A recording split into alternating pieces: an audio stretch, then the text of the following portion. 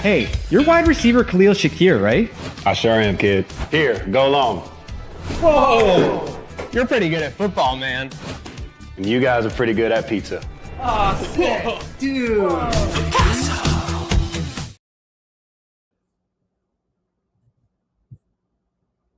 Folks, welcome back. It is after the weekend of fireworks. Happy post-July 4th weekend. It's July 7th. It's just after noon o'clock here on the East Coast. Coming off a long weekend. We got a huge weekend ahead if you're a wrestling fan. We got all kinds of movies on deck. We got Jurassic out in theaters. We got Superman coming out. We got Fantastic Four. And we got the beginning of the beginning. After the beginning of this month, it'll be training camp into preseason, into football, hockey, basketball, and the whole thing starts again. So let's get our guys starting again. We got Slick. We got your friend, our friend, my friend, Jake Micah. Boys, how was the long weekend? How did we spend it? I got some relaxation. I took it easy. Did not do anything too crazy. Got some golfing. Enjoyed some family, some fireworks. What about you boys? Relatively same for me. Took a down weekend for once. Friday, just took it easy. Went to some local parties, family friends party at night, rather relaxing, some good food on the grill, some good beverages. Saturday, just took it easy myself. It was still a slick Saturday, no UFC, but nonetheless. And then yesterday, finished the weekend up by watching Dreamboat Don perform at the Wilson Boathouse. So overall, relaxing with good friends and family. I'm sure Dreamboat crushed it, so shout out to him. I went the same as you guys, pretty much. The R&R was the main point of the weekend. I tried. I had plans. Like I was like thinking Thursday night. I was out Thursday night. My friends were like, all right, we got a whole thing ahead, and then it just deteriorated over the weekend. But you know what? Sometimes you just gotta take those in. Watched a lot of Wimbledon, a lot of baseball over the last couple days. Raring up today. Right now, 30 minutes ago is like a national holiday for a lot of us. Slick and I know specifically. College football 26 early access opened up. So really the beginning of the beginning is when college football drops. And now that we're back, we're really here. So great day. I just saw the notifications from our Dynasty chat blowing up, and I totally wasn't even aware of the drop today. So yeah, just another milestone here. College football 26 back for a second year in its second edition from you. Very fitting that Slick doesn't even know he has a holiday. He just finds it on the calendar. Who has UB in the dynasty? In 25, Dylan had UB, one of Ronnie's friends local to the area. So Amherst, my boy. Amherst. Oh, that's your boy? That's my boy Dylan, yeah. He's in Amherst though, right? I think he's in Rochester now. Okay, yeah. I'm all over the place. You're all over. Yeah, right. so I don't know if he's yet to declare for the 26 dynasty, but we're all picking new teams. Just declared Appalachian State as mine. Jake, did you?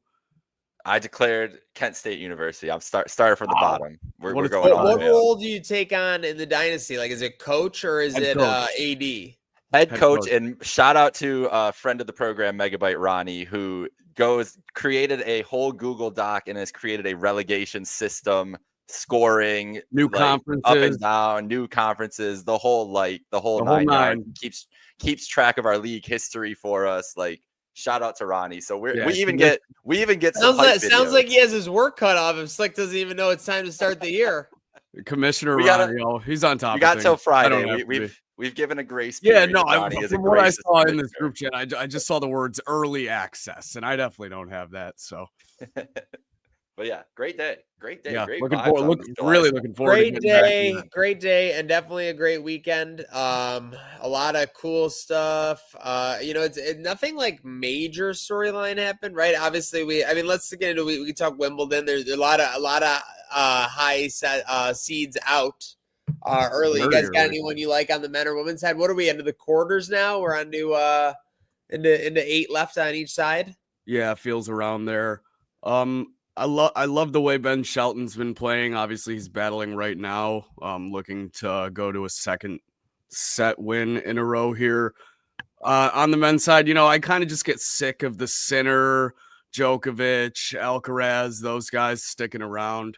So it would be good to see some new fresh faces in that part of it. Obviously, on the on the women's side too, you kind of got the same scenario with like Iga Sabalenka's kind of taking the saddle from Iga now. Though I'm a big fan of Emma Navarro. Would love to see her keep going. Obviously, a dog today, I think, starting very soon. So No, she's starting right just now. started. She's Just actually kicked down. She's down a break in the first set here early. I got to take, and I got to get this out there. Okay. I mean, listen, I love tennis. I love tennis. I love seeing it. I love everything. Why can we not get the women playing 5 sets? Like I don't get what? it. Like they don't look like they're overwhelmed at the end of 3 sets when they go sometimes. So I'm confused because this is great tennis. Sometimes you see a classic, and sometimes you see these stories that get told in these 5-set matches. And I don't know. I just feel like, I mean, we're at an era where greatness needs to be appreciated, and I think that we can see some greatness if we in the majors. Just like with the men, like maybe you listen, if you want to ease it in, maybe the women's semi and final matches are 5 sets each or something. But like that would be so cool and would add definitely another grueling level to the tournament. Now, again, I don't know if players would hate that idea because a lot of these players do have to get right back on tour and start grinding out, the tours and everything like that. I don't know if they don't want to be completely worn down, but I would just love to see more of this greatness, guys. That's my only take on this Wimbledon situation. Would love to see longer matches from the women's side. I know this is probably blasphemous as a tennis outsider who enjoys the sport, but what if they just, instead of adding sets, couldn't you just up the scoring in each set for one of these big tournaments? Like technically you could. There's they do it that way in like sometimes in the tie breaks too. Like they can extend the tie breaks. They can do stuff like that. Like if you did something like you said, every women's tie break in a major was to 10 versus the first one to win by 2 to 7, that would add a whole nother level to or the a third set goes I just want to see more or of the something like that. stories.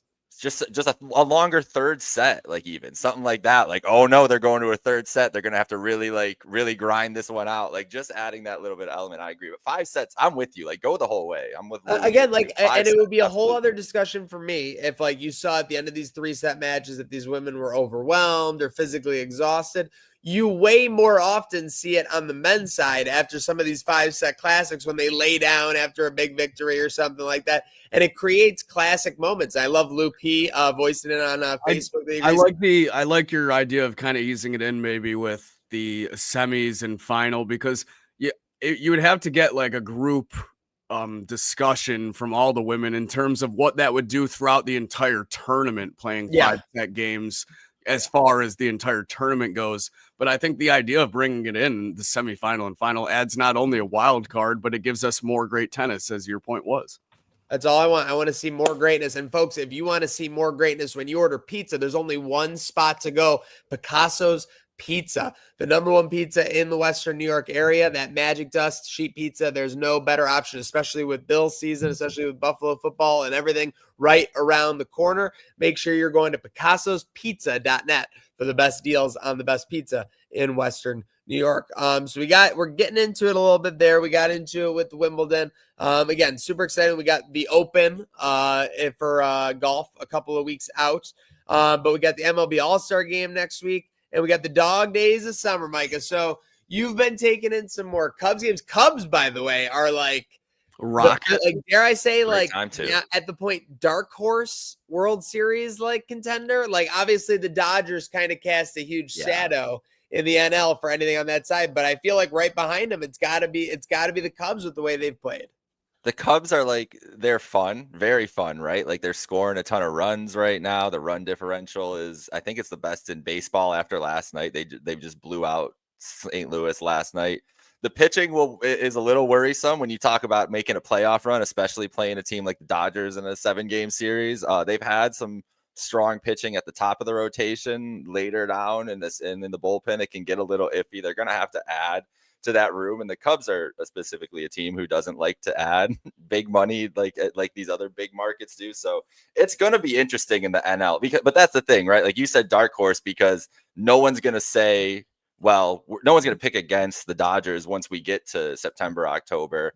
And you have the Mets, Phillies, situation going on in the NL East. Who knows what's going to go on there? And even in the Central, St. Louis is tailing off a little bit, but the Brewers are a competitive team there too. So I think that NL race in general is shaping up to be really fun. Everybody's just expecting the Dodgers and everybody else, but there's a lot of good teams, and the Dodgers this year have not been the same uber dominant force.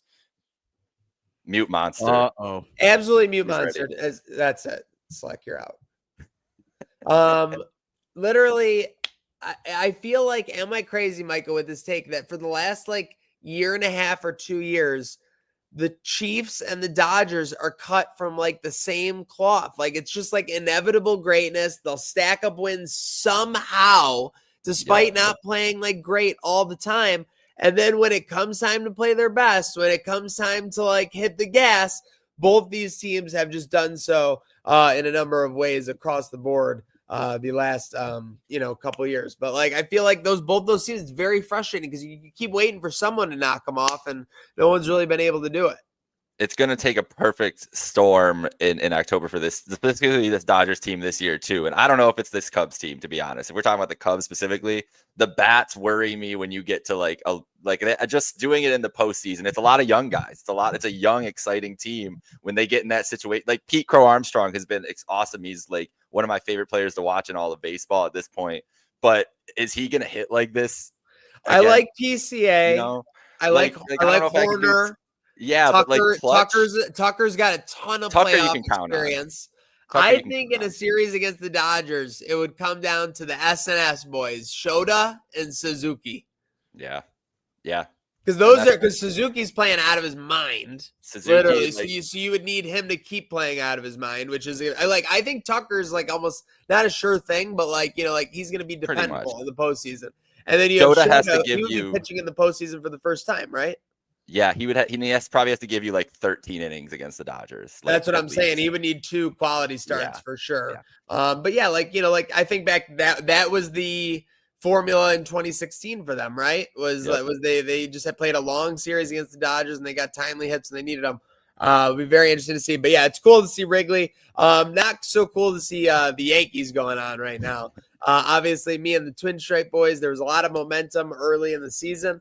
Lately, the Yankees have been poo-poo, unfortunately. So can you tell me what I didn't realize how bad, I knew this recent stretch because I follow the Mets a little bit too. So going into the Subway Series this weekend, knew like the stakes of the recent stretch, but I didn't realize like the last basically 6 weeks of Yankees baseball has just been a torturous endeavor. It's even going back 6 weeks. Like I did a show with the Twin Stripe boys where they were like 6-1 in their last 7 games, but they had only scored like 14 runs in those like 7 games. Like their pitching had just been unbelievable. Max Fried, 6 innings, no hit ball. Rodon dominating. Like it's just been a couple shaky starts from those guys here and there. And then the rest of the rotation. Keep in mind it was supposed to be Rodon 2, Fried 3, Fried 2, Rodon 3 with Cole at the top of this rotation. And then obviously that got nixed right before the season. They kind of outplayed, they overplayed their roster for sure. They were way ahead of where they should have been. Now this has kind of been like a fall back down to earth type situation. And coincidentally, you have the Toronto Blue Jays just playing out of their minds. I think the Yankees lost like 8 games and the Blue Jays won 7 games. So even typically when teams are losing, they're not just losing a full game in the division like every day, but that happened to the Yankees for basically a week and a half. So you had an 8-game division lead or whatever, or a 6.5-game division lead just evaporated basically like instantly, which never happens. That typically takes like a month's time. But it went away in basically a week and a half. So it has been a crazy, start up here. With that said, I mean, the Yankees were like plus 300 to win the AL. They were like plus 150 to win the division to start the year. So it's kind of like they're just back to where they are. But how they got here was basically in the craziest way possible.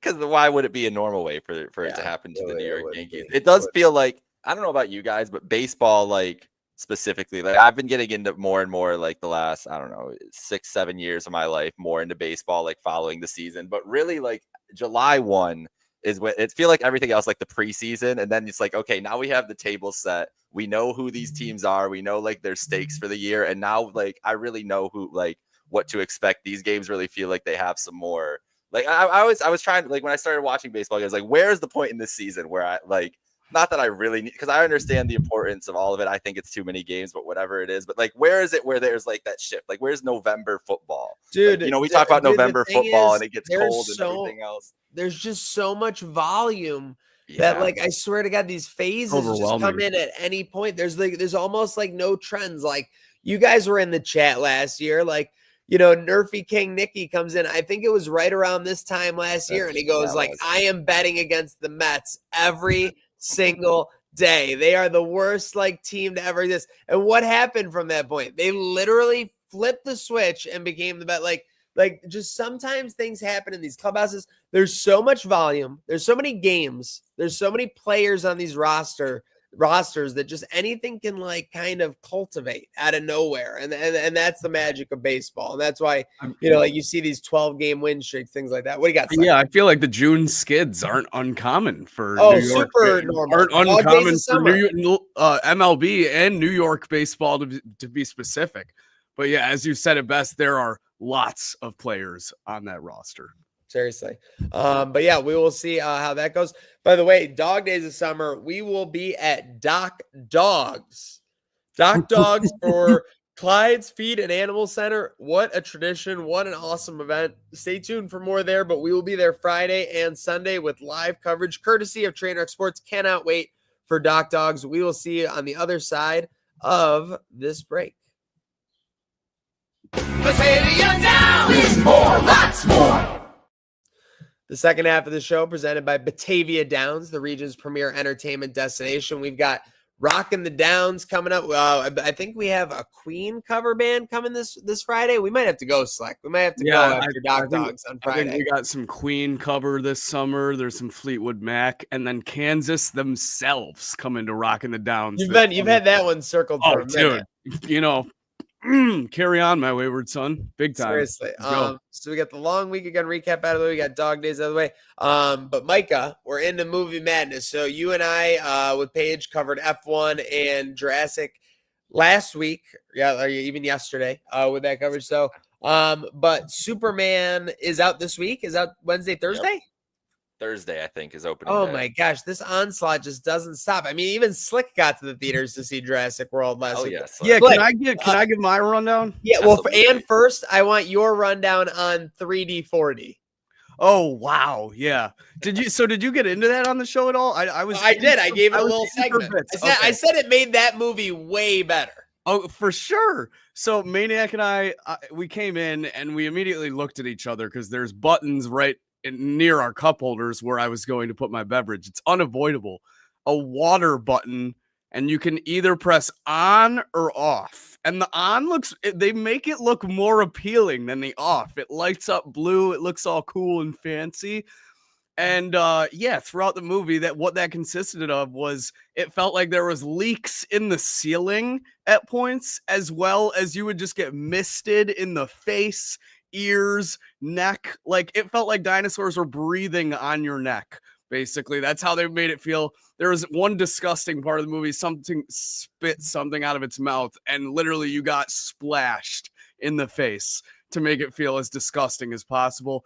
It felt like at points I was getting punched in the lower back. I'm not even there were times during the dinosaur chases and stuff where like literally half the shit just happens to like disorient you. Like Micah, it's legitimately a thrill ride. It's legitimately a thrill ride. And all of these wild cards are also happening while your seat is tilting forward, back, to the side.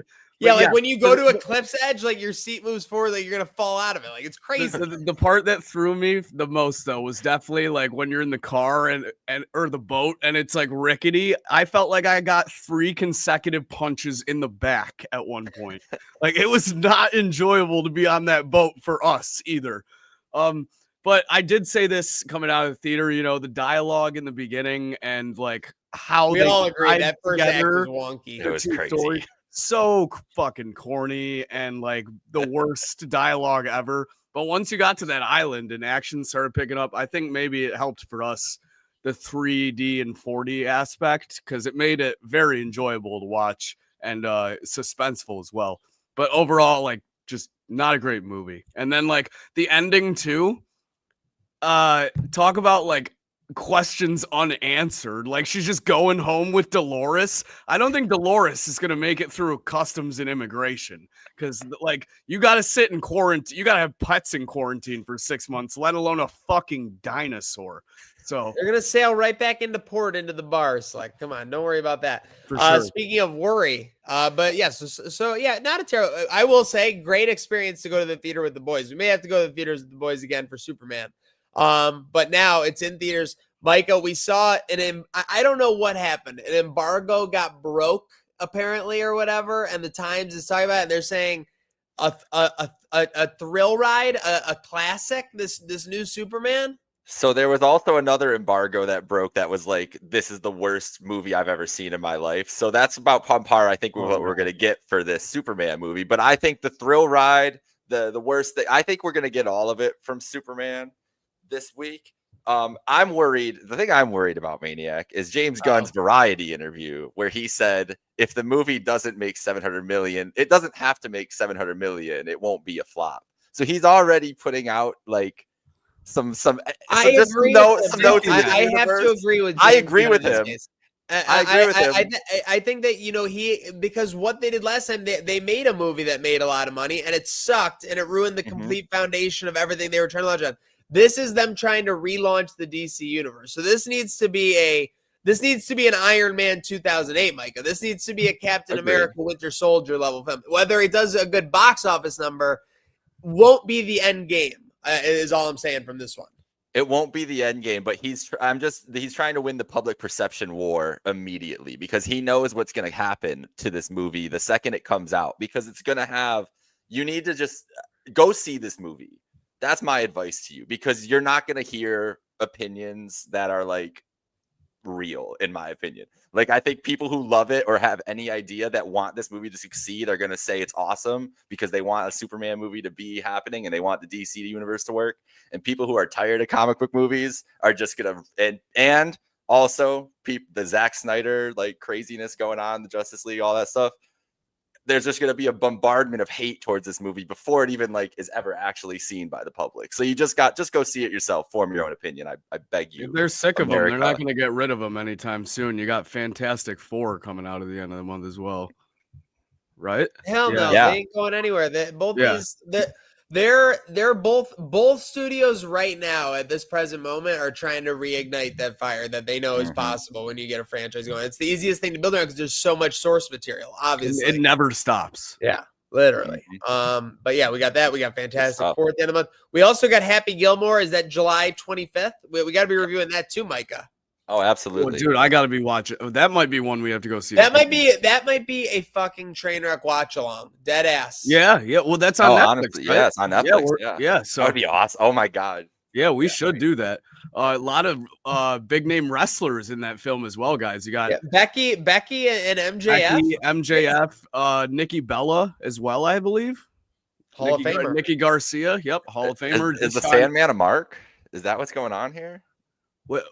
Adam Sandler? Not the Sandman. Yeah. You had me for a second with the Sandman. I was can like, someone put Adam Sandler's face on the Sandman entering at ECW's last show?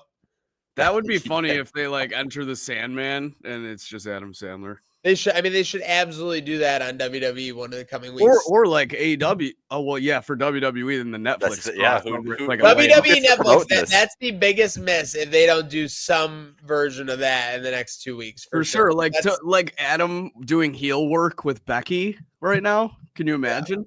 Did you guys hear that WWE asked for a cut of the trailer without MJF to show on Netflix? Yes. Did they really? Yeah. Jeez. We were wondering which company it was. That was the whole thing. Taken off of American. Shame on our head of the table for thinking that could ever be on AEW. You big silly. Listen, our head of the table has his own agendas too. It's all right. We got it. Andy did come with some dinosaur deets yesterday, so he killed it. He came with wow, what a take from Dreamboat. This is a big movie. But I will say Adam Sandler returning to any screen is a big deal. Yeah, it's not. And I don't think, and I think that if Uncut Gems was an indicator, Adam Sandler isn't doing anything in this era that's not like actually worth doing. Like he's gonna make sure that this is a high integrity sequel. I hope. I I mean, also you think compare it's, it with like The Matrix and shit I like love that. Those Doug are all Goodman. just wastes of time. I also think it's a fair case Donnie's making here. Are more people going to watch that movie on Netflix than people even go see Superman or Fantastic Four? Like probably just because it's on Netflix. I'd Like say it's so. like way easier to watch. I'd be interested to see like what their minutes watch number is for this after week 1, whatever Is that released? whenever they want to. Yeah. Yeah, true. Damn you streaming services. All right. Yeah, Speaking of seriously. which, things are about to stream into action. So we got Dogs this weekend.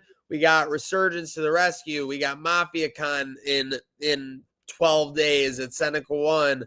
We got all this stuff happening, and then it'll be Bill's training camp. Then it'll be SummerSlam. Then it'll be preseason. Then it'll be college football week 0. Then we will be on to the madness again, boys. It's the beginning of the beginning here. Are you guys ready? This is kind of like the fun part of the roller coaster at the beginning where you get like a little world building or a little like exposition before you go on some upside down turns. You know what they say, and I might be foreshadowing something with this. It's time to play the game. Yeah, no, looking very much forward to it. This is where our lives We'll be there with Game Day New York. very exciting. Can't look over training camp though. Got to get the clipboards out, Maniac, and get boots on the ground out there. Stay tuned. Who knows? Maybe a live show from St. John Fisher. It might be in the works. Seriously, looking forward to it. Any final thoughts or shout outs before we sign off here, boys? I think we'll get into it more this week. We just have a big wrestling week. Big old We got to talk big wrestling week. Yeah. I'm sorry. I missed it. No worries. Crazy wrestling Okay. week. I had it that's exactly why we do the last. This is an insane weekend. This is the first time truly in my life I've ever thought that there was a bigger wrestling weekend than WrestleMania. In my life, for sure. That's all I'll say. And I think that's totally fair. When you combine the where WWE's at right now going into SummerSlam, the other, the Evolution event, American Bash, and then this. I mean, there has to be an argument, right? Yeah, go ahead, Slick. No, you first. I was going to say, I echo that sentiment. I think I've shared it with you guys a couple times, and it's the same going into this, that no matter what happens Saturday or this whole weekend, it is a moment in time that we will talk about for the rest of our fandom. Like similar to the first All In, similar to AEW's debut, it feels like that kind of moment, no matter the results, no matter what happens on the show, just like first of all, I do think it's a guarantee that they're going to, that talent's going to deliver for that show. But just like, I'm so interested to see like what Twitter looks like on Sunday morning. Like just, it's going to be a different world than what we're living in wrestling wise today. So I'm excited. I agree. Most excited, I think, of all these AEW all-ins, definitely the most, just to see it. We're Americans, right? To see it in the States with that big crowd, it's going to be pretty fun. Right after the 4th weekend, I do want to give a shout out to all the great women of wrestling. This feels like a women's wrestling weekend, yes. Not only with the second Evolution ever main evented by our GOAT, Trish Stratus, but then you got women main eventing the all-in pay-per-view as well, with what they're labeling the greatest women's match of all time between Timeless Toni Storm, Mercedes Moné. Obviously, we know the NXT roster is loaded to the gills with women's talent. So shout out to all the women in wrestling right now, killing it and getting a weekend to highlight all the hard work they put in. Absolutely. Bet online. Oh, here we go. These are going to be something, right? One way or the other. Yeah, I'm ready. Hangman Adam Page. Yeah. Plus 330. Minus 250. I'd put which is right. I can still lose. All I'm saying is that I've followed wrestling odds enough to where like when Super Cena was going on, like they were convinced every time that someone would be like Drew McIntyre was like minus 200 versus Roman Reigns like 2 years ago or whatever. Like, like it happens for sure, but they're following the storyline. But let's get to the main event, so to speak. Moxley listed at plus 170, by the way. Close. Timeless Toni Storm plus Mm-hmm. 110 And versus Mercedes Monet. We have got a heads up pick 'em at all in Texas, boys. I've never seen that. I've never seen a pick 'em in a wrestling. That's amazing. yeah, it's very rare, and I feel like for this, it's appropriate. Obviously, that Tony might with as the well be Tony minus 500 to me, where it should be, because I was totally expecting going into it that it would be Mercedes minus 300, minus 400. If you live in that chat, you would think there's no way on earth that there's possibilities, but now I don't know. There's a light. There's a light there. There's a light there. Tony Storm the last month has been like the best wrestler on the planet. Yes. No, like without question, not women's wrestler, like best wrestler on the planet. That's Hangman Page. That's anybody on WWE. I can't even think, like John Cena, whatever. I don't care. Like Tony Storm, like that promo the other. I watched that shit like 4 times after it happened the other day. I was like I was watching Collision like haphazardly. I was on my iPad like playing some football, man. I just like half paying attention. I saw it. I was like, oh my God, that was pretty good. And then I went back to my phone and just like kept watching it.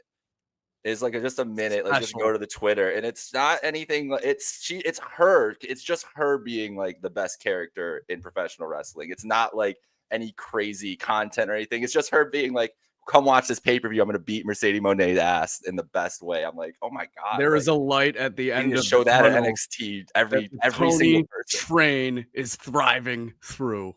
The Tony train is riding through Texas, and it's all aboard, boys. Buckle up, boys. All aboard. Buckle up, ladies. Seriously. Shout out AEW for this great run to the pay-per-view, obviously. Excited. We're going to have to figure out a plan for Saturday, because obviously we got off from Doc Dogs. We're going to have to figure out what we're doing. But super excited. Obviously a big week ahead. A big second half of the year. Q2 is in the rear view. Q3 is here. We are ready to rock. This train is never stopping. Huge shout out to Slick on Not a Saturday. Our friend, your friend, my friend, Jake Micah, myself, Maniac. Make sure you're following along. Make sure you get to Doc Dogs at Clyde's Feed and Animal Center this weekend down in the South Towns. But with that said, get outside, enjoy that sun, and have a good day now. Wow.